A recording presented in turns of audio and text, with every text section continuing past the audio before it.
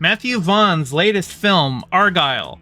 I have thoughts on this movie, and some of those thoughts I am going to have to give behind a spoiler warning. So when you see this text on screen, that means I am discussing spoilers from the movie. You have been warned, but this movie is so bad that I can't talk about how bad it is without explaining the bad things in the film. Before all those spoilers are out, Argylle is a movie about a spy novelist who is suddenly caught up in a web of real-life espionage. And it's a Matthew Vaughn film. He's done the Kingsman movies, and if you've seen the Kingsman movies, you know he's got this over-the-top style with his action scenes, and that's on full display in this film.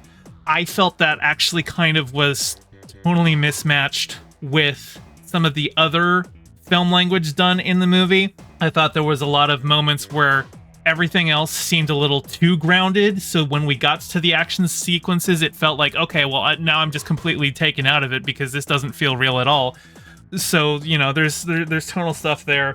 Bryce Dallas Howard is the main character, and you know, I have complicated feelings about Bryce Dallas Howard. I have seen her in things that I've liked, but like every time I see her in something, I do have to be cognizant of the fact that she has a career because she's Ron Howard's daughter. And I did a video a while ago about nepotism in Hollywood and you know, quote unquote nepo babies, and how like getting in Hollywood through nepotism doesn't mean you don't have talent, but it does mean that you had a thumb on the scale to get your foot in the door. And because Hollywood is such a competitive industry to get into, and because it's so visible, like everyone wants to get into it, that I don't think it's fair that somebody gets to cut to the head of the line just because their parent was in the industry. And like, you know, we can talk about like how nepotism is something that happens in a lot of industries, and I think nepotism's kind of just generally overall a bad thing. But like when your dad hires you onto his construction company, I don't think that's quite the same thing as your dad casting you in his movie, just because there's a lot more competition for that acting role than there is for that construction job. You know, I think Hollywood is kind of uniquely situated in that it is so visible, it's so glamorous, it's something that so many people want to be involved in. People move to LA just to make it big in Hollywood. I have problems with how many things that I see from nepo babies. I don't think Bryce Dallas Howard is a bad actress. I don't think she's the strongest actress I've ever seen. I think she's fine, and she's fine in this one. Sam Rockwell's in this one, and I love Sam Rockwell. Like, you know, put him in anything. I love that dude. But then, like, there's other people in here who are just here to be, like, here. Like, oh, it's that person that I recognize. Like, Bryan Cranston plays one of the villains in the film, but, like, he's not bringing anything particularly notable to it. He's just Bryan Cranston playing a generic movie villain. Sam Jackson's in this film playing himself for the most part. Like, he's a character, but he's just Sam Jackson going, yeah, sure, I'll play myself for you know, 2 days of shooting, why not? And the writing for this movie, it's such a convoluted mess, and it's honestly insulting. And I can't really get into that without getting into the spoilers. So here is my warning. While this is on screen, while I am talking with the spoilers on, I'm going to be talking about this stuff. So I'm going to count down to 5, 4, 3, 2, 1. So the premise of this film is that the character that Bryce Dallas Howard's playing, her name is Ellie Conway, but it turns out she's not actually Ellie Conway. She is a secret agent named Rachel Kyle, or when you abbreviate that, it's R. Kyle or Argylle. She has amnesia, and she basically became a spy novelist because she was brainwashed by this evil spy agency to try and get intel out of her, and so they convinced her of this whole life of hers, and so she's just been accessing her memories as her amnesia is slowly going away. and turning those memories into the novels. So basically, once her memories catch up to where she is, all of the spy agencies are like coming after her, and there's reveal after reveal after reveal, and she's got like this mental image of Argylle, who the fictional character Argylle is played by Henry Cavill in this movie, and she keeps hallucinating him because it's actually, you know, her from before the accidents, before she had amnesia. And a lot of the twists that they throw in here, like, makes sense to a point, but there's stuff like we find out at the end that like there's like this music box that they can play to basically activate her as like just like a killer agent, and she has no control over it, and she could, you know, at any point, like they could have used that at any point to force her to do what they wanted, but they didn't pull it out until the very end. And I'm just like, why didn't you use this 20 minutes ago?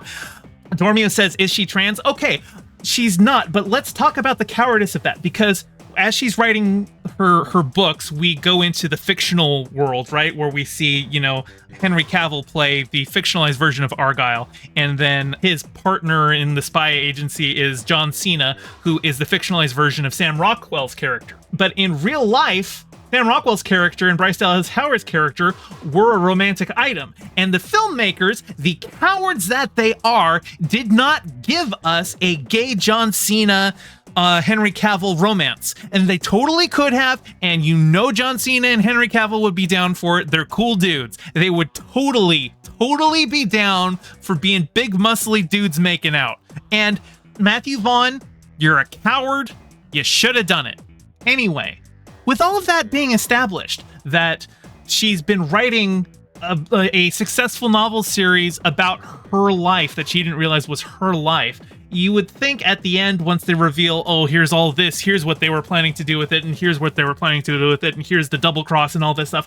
After all of that, after the end of the movie, right at the end, she's at like a book launch event for the next one of her Argylle books, and who shows up in the audience but Henry Cavill as the real Agent Argylle? And at that point, I'm just like, what the fuck is this? The character's name is Argylle because it's like Kyle, right? That's her initial and last name. So why is there also an actual Argylle who happens to be Henry Cavill, but like he has a completely different story because she was writing about herself? Like it makes no sense. And then after they do that, where they show Henry Cavill show up in a really bad wig and a really bad Southern accent, yes, you were correct, Dormio. It is called sequel bait because in the post-credits scene, or actually the mid-credits scene, they do a flashback where it turns out this whole film is in the fucking Kingsman universe, and we actually like see a flashback from 20 years ago of like a young Agent Argylle played by a different actor, because it's like, you know, somebody younger than Henry Cavill. And then they say, oh, he's like, yeah, Argylle, the book, the movie coming soon. So it's like they've already announced like they're gonna be doing another movie that's gonna be about the real Agent Argylle. And I'm just like, it makes no sense, and it undermines all like if they hadn't thrown that twist in, I still have issues with some of the other twists, like the, oh, well, if you had a music box that could force her to do what you wanted, why didn't you use that 20 minutes ago? That's a plot hole, right? That's something that you could be like, okay, maybe they forgot about it or they were stupid, but at least it's like, okay, whatever. It's bad, but it's not unforgivable. But throwing this twist in at the end makes no goddamn sense with the rest of the story. And they don't do anything to explain it. It's just, oh, sequel tease. We're going to do another one that's going to be a fucking Kingsman thing. Dormia says, how can there be two of the secret spy dudes? Well, like, the Henry Cavill that we saw was a fictional character originally, right? Like, it was just the fictionalized version of Bryce Dallas Howard's character that she had in her head. But then it turns out he's also real. It makes no sense. I hate it. I hate it. I walked out of that movie angrier than I can ever remember walking out of a movie. Antonia says, is it a spy who's an amnesiac novelist or a novelist who gets tricked into thinking she's a spy? She's a spy who's an amnesiac novelist. Everything supports that because she ends up accessing all her memories by the end and just becoming the agent again. But then they also throw in it makes no sense. Anyway, that's it for the spoilers. But I should restate something that I said during spoilers in case you didn't hear that, is that I walked out of this film angrier than I have ever been walking out of a movie before. Maybe not ever. I think the last time I was this angry walking out of a movie was The Desolation of Smaug. I walked out of that movie going, fuck that shit. I am not watching the third Hobbit movie.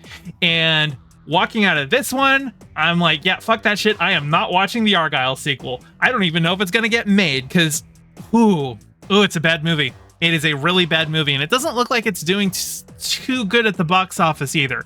So hopefully they just don't get that sequel because it doesn't deserve one. Do not see this movie. I am deadly serious. Don't waste your time. You're just going to be infuriated. Hey, thanks for watching. Your view means a lot. Don't forget to toss me a like and subscribe and ring the bell. And drop a comment below telling me what you thought of the video.